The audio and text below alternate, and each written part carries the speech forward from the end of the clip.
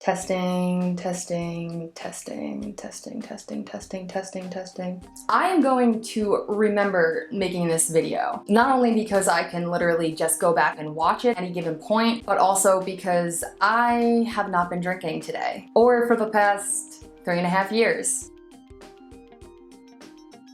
You see, the problem when I drink, well, there's a lot of problems when I drink. One of the main problems is that I tend to black out. I tend to go into an alcoholic blackout when I drink. What's a blackout? I was actually floored when somebody at rehab asked me that question. Because in my head, I'm like, how did you get to rehab without ever having blacked out? And on top of that, like, how did you make it this far in life without ever having blacked out? But I guess it more so should be the question of how did I make it this far in life, having blacked out as often as I did.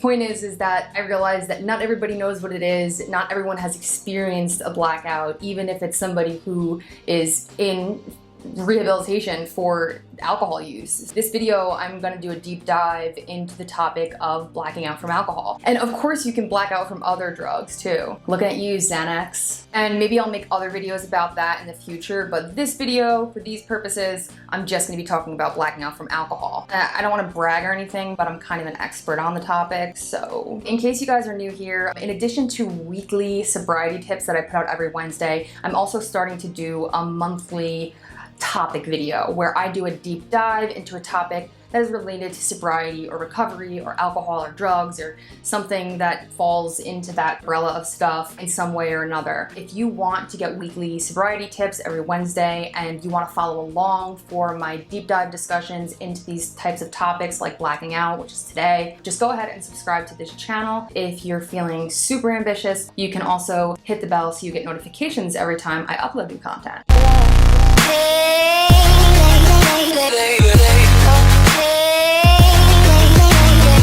Hi everybody, I am Allie Campbell. You can call me Allie. This is my YouTube channel, which is dedicated to, what is it dedicated to? Getting real, having fun, and living sober. I'm using my new camera today. I'm used to filming on my iPhone, and now I have like a fancy real camera, so if I seem like more awkward than usual, or the edits are weird on this, like, that's why. I'm a quick learner, so I'll get used to it eventually. Everyone is welcome at my YouTube channel, whether you're sober, whether you're sober curious, whether you're not sober at all and you just like happen to have some kind of interest in these topics for whatever reason, like maybe you know somebody who has substance abuse issues, or maybe you just are, I don't know, bored in the house and want to watch something random. Whatever it may be, I'm glad you're here. Stick around and we will get into the topic of blacking out. By the end of this video, my hope is that you will have a better understanding about blacking out from alcohol, how common blackouts are, what the short-term and long-term effects of blacking out from alcohol is, how a blackout happens, and ultimately how to stop blacking out. Yeah, I'm gonna go there. You have a sober person giving you advice on how to drink successfully. This should be interesting. So make sure to stay tuned to the very end. Let's get to the show. I was what you would call a problem drinker from the ages of 13 to 26. I would say 9 out of 10 times when I drank, I blacked out. A blackout can be defined as a period of alcohol-induced amnesia in which a person is walking, talking, and for all intents and purposes is existing in the world in a very normal way, yet they are not conscious of any of this happening. So amnesia, they're not conscious and their brain is rapidly forgetting what's happening as it's happening in real time. Walking, talking, going to 7-Eleven, eating several taquitos, swimming, dancing on a bar, having sex, or worse, bowling. My point here is that you can pretty much do anything in a blackout. And to the rest of the outside world, you might look like you're completely fine. That's pretty scary stuff. And if you think blacking out only affects alcoholics, you're sadly mistaken. In fact, it's actually much more common now among social drinkers than researchers previously assumed. And according to a study by the journal Alcoholism, Clinical and Experimental Research, 90% of teens have experienced a blackout from drinking before the age of 19. So also according to this research, blacking out should be viewed as a potential consequence of acute intoxication or being drunk off your ass. What they're saying is the same way that when you're going into a night or a day, or I don't know your drinking habits, but whenever you're going into it and you know that there's however much of a possibility that you're gonna get a hangover, what they're saying in these studies is basically that you should also go into your drinking knowing that there's a very good chance that you might suffer from an alcoholic blackout as well. And this can happen regardless of your age and regardless of whether or not you're like dependent on alcohol in any way, or whether or not you have a substance abuse issue. And if after you have accepted the fact that it's a very good possibility that you're going to black out if you drink and you still choose to do so, well then, I mean, that's your prerogative. I really don't care. That's my prerogative.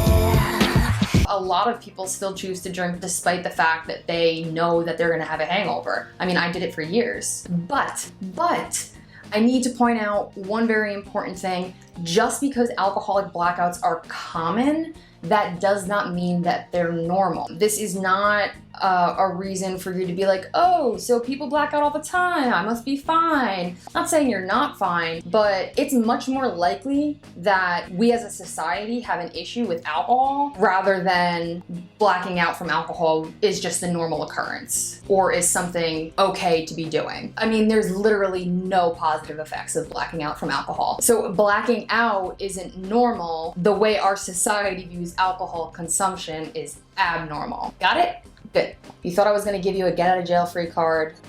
You came to the wrong channel, please. And honestly, you could argue that anybody who gets to the point of blacking out through their acute intoxication, aka their drunk acidness, maybe they do have a substance abuse issue, or maybe they're on their way to a substance abuse issue. And just because the majority or a big majority of people get to that point, that just means that maybe a big majority of people are on the edge of a substance abuse issue. It's not the craziest thing. Stranger things have happened, my friends. Stranger things have happened. Whole societies become dependent on drugs all the time. There's no reason to think that alcohol would be any different. So like, how does a blackout even happen? Alcohol-induced blackouts tend to happen when the alcohol in your bloodstream spikes too high and too rapidly. But that's a very general way of looking at it. The better answer to this is kind of like, it depends. And I really hate answering questions with it depends because it's so open, but genuinely, it depends. Because even though a blackout is very likely to occur once you hit 0.14% of a blood alcohol content or your BAC, it's still not necessarily a done deal because a lot of other things are taken into account when it comes to whether or not you're going to have an alcoholic blackout. For instance, like your age, your gender, your weight, how fast you are drinking. It's too difficult to pin it down to a number of drinks because one person who may have had 6 drinks one night with a very, very, very small amount of alcohol might not black out, whereas another person, me, who had 2 drinks and they're filled to the rim with vodka, that person might very well black out. So you can't really look at it in terms of drinks. But if we're gonna just kind of stay on that 0.14% BAC where the potentiality of a blackout becomes a lot more elevated, to put that into perspective, the legal limit for which you can drive and have a BAC is 0.08%. 0.08% versus 0.14%. And to put that even into more perspective, when I got my DUI, I was 0.17%. And that's not putting things into perspective in terms of blacking out or in terms of this video, that's just putting things into perspective in terms of my being a f***ing hot mess when I was drinking. Moving right along. A couple of other things also come into play when it comes to blacking out. For instance, what were you drinking? The type of alcohol can play into that. Another big factor, how fast were you drinking it? I've seen people at parks chug whole pints of Jack Daniels in a sitting. Instant blackout, instant. What's happening in the brain is that the hippocampus, which is the part of our brain that's responsible for our memory, is being flooded with alcohol. And the hippocampus doesn't have the ability to tolerate all of that alcohol. It's not having the capacity to store new memories. So things are happening, whereas like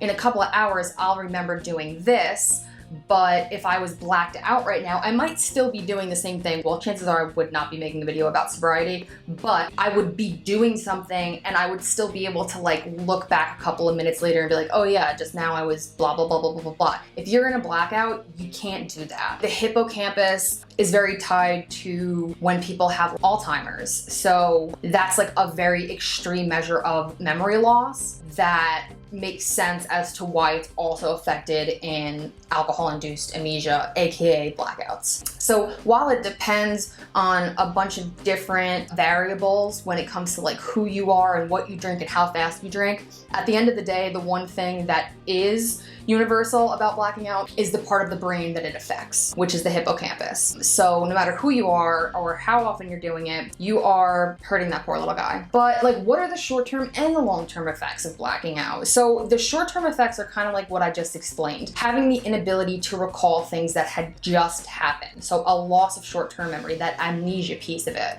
But what some people might not think of is the short-term and long-term consequences that can come from the behaviors you engage in while you're in a blackout. Not only does alcohol already inhibit our ability to have like good judgment or like not do just like really stupid, harmful, awful things, but when you're in a blackout, you don't even know you're doing it. You can be in a blackout and get behind the wheel of a car, smoking a cigarette and leave it lit and fall asleep. You can have sex with the wrong person. A lot of awful shit can happen that can have long-term effects on your mental health, but the biggest effect that can come from, or the biggest consequence that can come from blacking out, the biggest long-term effect is, and I'm not trying to be dramatic here, but death. Because like I said, you can do anything while you're in a blackout. You can walk into traffic if you're particularly suicidal during your drunken sprees. I was. You can put yourself in literally